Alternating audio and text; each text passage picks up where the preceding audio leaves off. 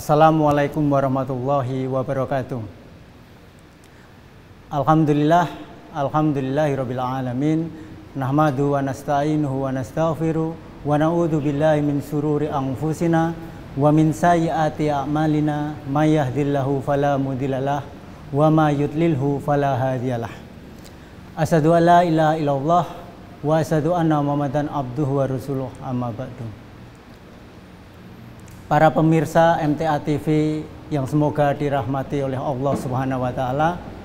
Pertama, mari kita panjatkan puji syukur kepada Allah Subhanahu wa taala yang mana telah memberikan limpahan nikmat kepada kita semua.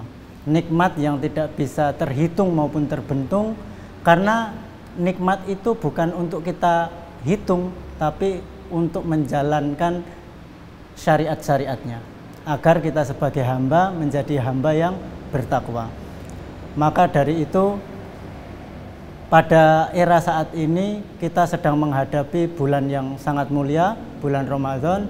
Maka kurang apa lagi toh hal-hal yang harusnya meningkatkan keimanan kita, pahala diperbanyak, ditingkatkan. Maka amalan-amalan yang harusnya kita tingkatkan sudah selayaknya kita tingkatkan. Jangan sampai Ramadan ini berlalu hanya sekedar cerita seperti ibadah tahunan saja, tapi membekas karena ada kebiasaan di dalam keseharian kita. Para pemirsa MTA TV yang dimuliakan oleh Allah Subhanahu wa taala, sadar nggak bahwa dalam posisi kita saat ini mungkin ini adalah wujud dari doa-doa kita terdahulu, atau wujud dari doa-doa orang-orang yang mengasihi dan menyayangi kita, sehingga dalam keadaan saat ini perlu kita syukuri. Karena mungkin ini bagian dari takdir yang Allah berikan kepada kita, baik takdir yang kita kehendaki atau memang yang belum, tidak semestinya. Kok permintaan aku kayak gini, kok ternyata yang kayak saya jalani seperti ini. Mungkin itu akan menjadi lebih berat kalau diterima. Tapi apapun yang kita alami saat ini, takdir itu ketika kita terima dengan hati yang lapang, dengan pikiran yang jernih, insya Allah semua ada fadilah, ada kebaikan di dalamnya. Maka apapun yang terjadi, jangan merubah keimanan dan ketakwaan kita semua. Mungkin kita ini berdoa pengen punya mobil, pengen jadi PNS, atau jadi pengusaha yang sukses. Karena memang doa itu enggak ujuk-ujuk langsung tercapai, ujuk-ujuk langsung terwujud. Yang namanya mie instan aja harus ada proses. Nah, kita menyegerakan doa, kita pengen segera terwujud, selaras enggak dengan ketawakalan kita, upaya kita, usaha kita. Maka perlu kita pikirkan kepada logika kita bahwa doa ini yang langsung terwujud, jangan-jangan nanti kita jadi Tuhan. Pengen mobil, sak decak nyedel, pengen nikah, sesok ono naib, dan lain sebagainya. Maka salah satu fadilah atau hikmahnya, kita ini dituntut oleh Allah untuk menerima keadaan ini dan juga mengupayakan apa yang kita doakan. Kalau memang ikhtiar kita sudah membumi dan melangit, kita tinggal tunggu waktu yang Allah janjikan kepada kita, di mana waktu-waktu itu semoga doa-doa itu terwujud atas sesuai dengan ketetapan yang Allah berikan kepada kita. Maka Rasulullah Shallallahu Alaihi Wasallam bersabda, kamu itu beriman kepada Allah, malaikat-malaikatnya, kitab-kitabnya, rasul-rasulnya, dan hari akhir. Dan kamu beriman dengan qadar yang baik maupun yang buruk. Ini hadis Muslim nomor 8. Maka ketetapan-ketetapan Allah yang saya ingin tekankan adalah qadar yang baik maupun yang buruk. Kalau baik, tentu saja kita sebagai sesama manusia tentu saja sudah termasuk mudah dalam penerimaannya. Tapi qadar yang tidak sesuai dengan keinginan kita, harus lebih lebar hati kita, lebih lapang dada kita dalam menerima ketetapan-ketetapan itu. Maka ketika hati ini sempit, sebesar apapun nikmat itu akan terasa sulit untuk mensyukurinya. Tetapi kalau hati ini lapang, kita tahu bahwa dalam keadaan apapun ini adalah ketetapan hak prerogatifnya Allah Subhanahu wa taala, kita terima dengan hati yang lapang, tentu apapun yang kita hadapi akan terasa ringan. Bahwa ini hanya sekedar dunia kok, nggak perlu kita pikir banter. Tetapi karena apa? Karena maps kita, tujuan kita adalah akhirat. Maka jangan, sebagai seorang muslim, jangan terlalu banyak nuntut lah. Berdamai dengan keadaan. Dalam keadaan apapun, dalam kondisi apapun, kita ditempatkan, keimanan kita nggak goyah. Bahkan justru kalau dalam keadaan sempit, iman itu semakin kuat. Karena ditempa oleh cobaan-cobaan maupun ketetapan-ketetapan Allah yang secara manusiawi kita tidak terima. Maka di dalam rangkaian Ramadan kali ini, harusnya nikmat yang begitu besar ini, ampunan Allah yang seluas ini hendaknya menuntun kita kepada kebaikan yang lebih luas. Tentu saja pertobatan yang lebih benar-benar taubat, bukan tobat gertak sambel. Hari ini tobat, besok mengulangi lagi. Tentu saja enggak. Kalau Ramadan sudah datang, jangan jadikan itu hanya cerita tahunan saja. Tapi benar-benar momen sebulan penuh ini kita jadikan tempat musahabah diri. Apa-apa yang telah kita lakukan, kelalaian, kehilafan, tentu saja kita lakukan juga mujahadah, kesungguhan kita. Kita banyak nuntut ini itu, tetapi upaya kita apa? Kita sudah sebagai seorang mukmin ini, mukmin yang baik apa enggak? Jangan sampai besar permintaan, kecil usaha kita. Kalau anak-anak zaman sekarang itu kaum rebahan, pengen gaji besar, pengen usaha yang enak, tetapi upayanya, usahanya sangat minim. Ini kan jauh dari nilai-nilai Islam. Pemirsa MTA TV yang semoga Allah merahmati kita semua. Maka Ramadan ini ayo kita jadikan rujukan peningkatan keimanan dan ketakwaan kita. Sebagai orang yang ngaku iman, ngaku Islam, tentu saja hari besar ini jangan kita tinggalkan tinta-tinta keburukan. Tentu kita harusnya menulis tinta-tinta emas.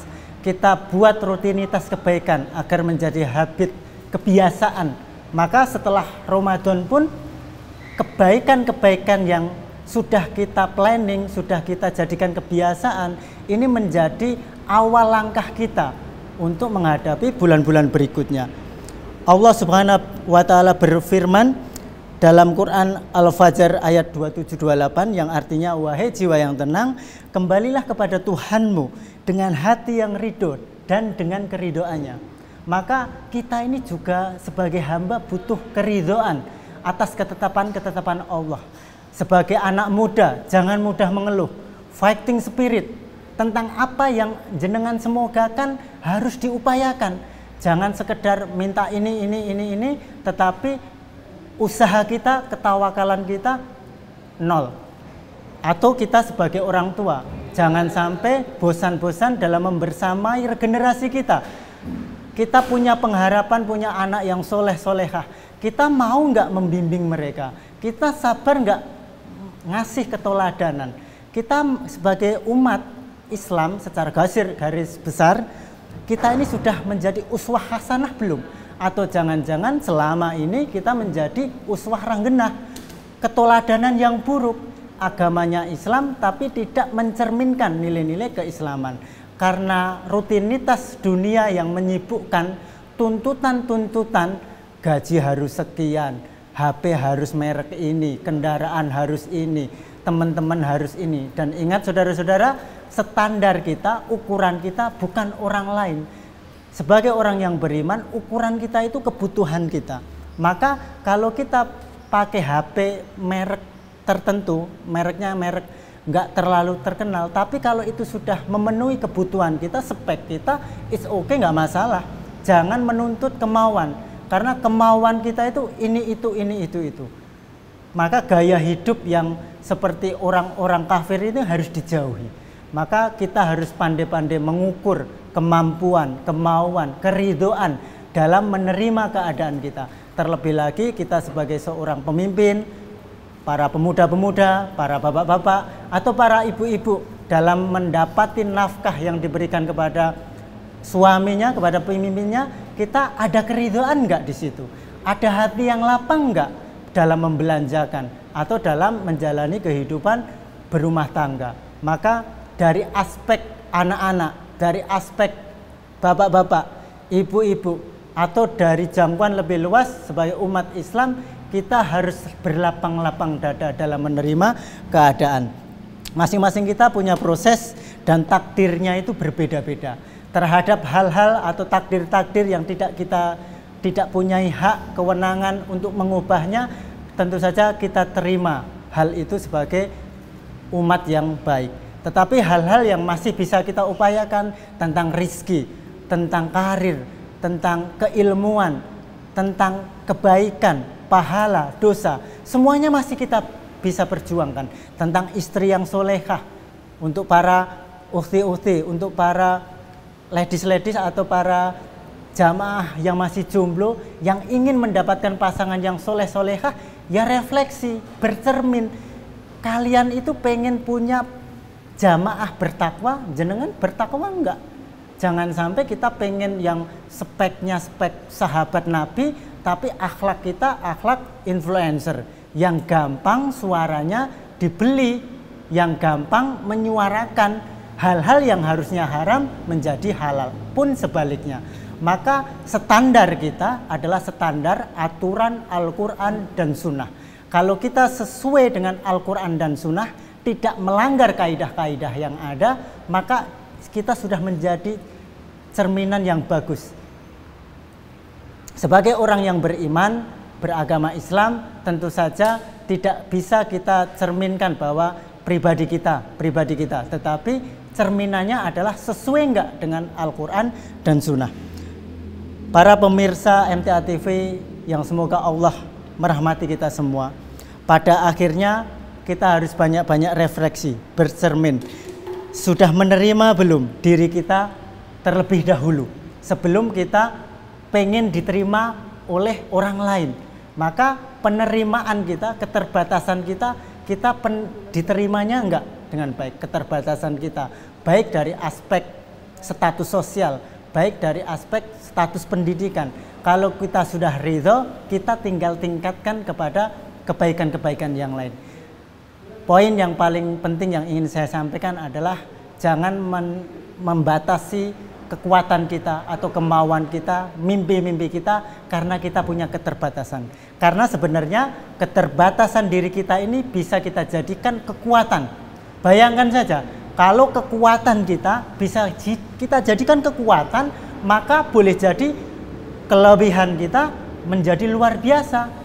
Kelemahan aja bisa kita jadikan kekuatan, apalagi kelebihan. Misalkan ekonominya pas-pasan, tapi dalam hal infak, iuran, sedekah tidak pernah ketinggalan.